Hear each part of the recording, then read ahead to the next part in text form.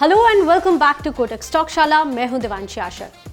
आपने सुना होगा कि कई बार कंपनीज अपने शेयर्स का स्टॉक स्प्लिट करती हैं, पर ये स्टॉक स्प्लिट होता क्या है और कैसे होता है, चलिए आज इस वीडियो से समझते हैं।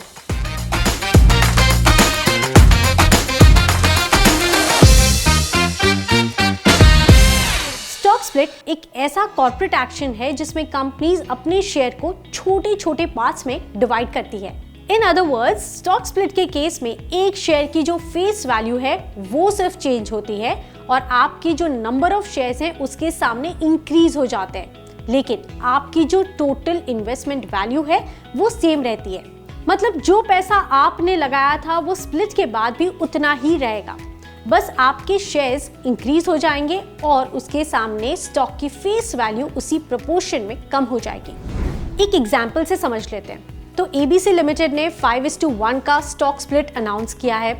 इसका मतलब है कि हर एक शेयर को 5 हिस्सों में डिवाइड किया जाएगा, यानी कि 5 छोटे छोटे शेयर्स में डिवाइड किया जाएगा।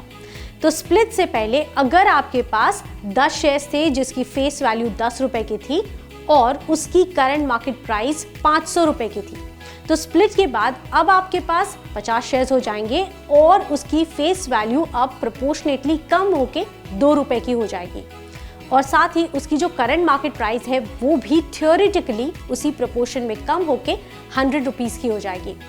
यानी आपके टोटल इन्वेस्टमेंट वैल्यू पर कोई असर नहीं पड़ेगा। पहले भी 5000 रुपीस थी और अब भी 5000 रुपीस ही वैल्यू रहेगी। ऑल्सो कंपनी की जो फंडामेंटल वैल्यू है उसमें भी कोई चेंजेस नहीं आते। कंपनी का मार्केट कैप भी सेम टू सेम रहता है, बस सिर्फ नंबर ऑफ शेयर्स और स्टॉक की face value and current market prices बदलती है। तो फिर कंपनी स्टॉक स्प्लिट करती क्यों है? इसके कई रीजंस होते हैं। The foremost reason is to increase the accessibility. तो शेयर प्राइस कम करने से स्टॉक ज्यादा लोगों के लिए अफोर्डेबल हो जाता है, जिससे मार्केट पार्टिसिपेशन भी इंक्रीज हो सकता है।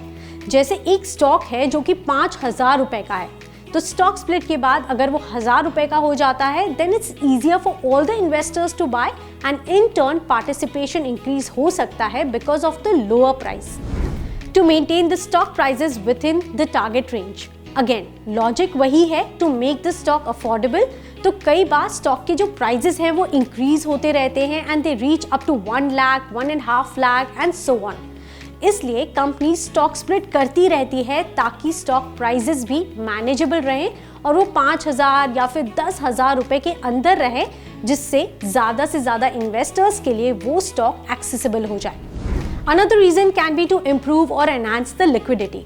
तो स्प्लिट के बाद मार्केट में ज़्यादा नंबर ऑफ शेयर्स होने की वजह से स्टॉक की लिक्विडिटी इंप्रूव हो सकती है और शेयर्स खरीदना और बेचना थोड़ा आसान हो जाता है। Another reason can be to boost the investor sentiments. Again, lower share prices से investors को stock attractive लग सकता है, जिससे in turn demand बढ़ सकती है and stock prices पे भी positive impact आ सकता है। And lastly, it is a signal of confidence. तो कंपनी स्टॉक स्प्लिट करके अपने ग्रोथ और फाइनेंशियल स्टेबिलिटी का कॉन्फिडेंस दिखाती है, जिससे इन्वेस्टर्स का जो ट्रस्ट है और कॉन्फिडेंस है वो इम्प्रूव हो सकता है। अब टैक्स इम्प्लीकेशंस पर आते हैं।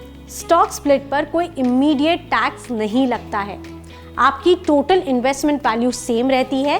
स्प्लिट के बाद हर शेयर का जो कॉस्ट बेसिस है वो भी एडजस्ट होता है, जो आपके फ्यूचर कैपिटल गेन्स या फिर लॉसेस के कैलकुलेशन को इम्पैक्ट करेगा जब आप शेयर्स को सेल करते हैं। चलिए एक एग्जांपल से समझ लेते हैं। तो मान लीजिए आपने 10 शेयर्स खरीदे थे at the rate of 500 rupees. तो स्प्लिट से पहले आपके पास 10 शेयर्स थे and post split now you own 50 shares. So the adjusted buying price post split is 100 rupees per share. मान लेते हैं आपने बहुत ही पेशेंटली इसे होल्ड किया and now the prices per share has gone up to 200 rupees and now you want to sell 20 stocks out of the 50 stocks that you own.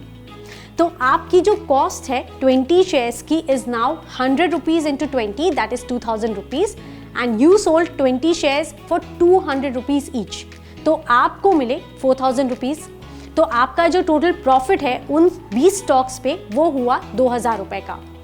तो अगर आपने स्टॉक 1 साल के अंदर अंदर बेचा है तो STCG लगेगा और 1 साल के बाद बेचते हैं तो उस पे आपको LTCG लगेगा। So this is how stock split पे टैक्स लगता है when you sell and make profit. और अगर इसकी प्राइस आज भी 100 रुपीज ही होती तो आपको कोई टैक्स नहीं लगता, क्योंकि इस पे आपको कोई प्रॉफिट नहीं हुआ।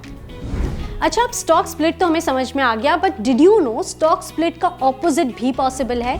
Yes, it is called the reverse stock split.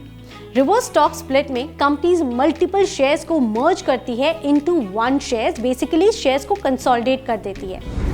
For example 1:100 ratio का मतलब होता है कि कंपनी हर 100 शेयर्स को मर्ज करके एक बड़ा शेयर बनाना चाहती है, कंसोलिडेट करना चाहती है।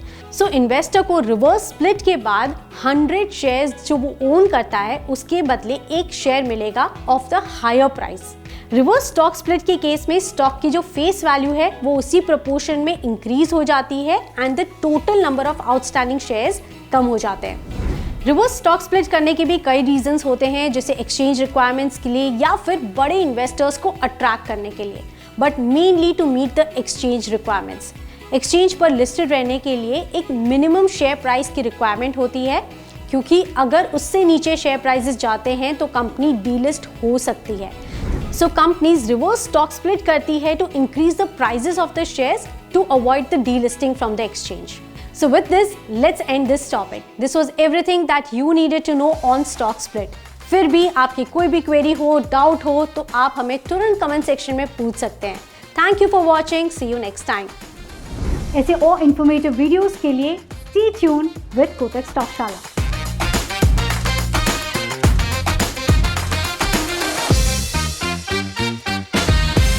Investments in securities market are subject to market risks. Read all the related documents carefully before investing.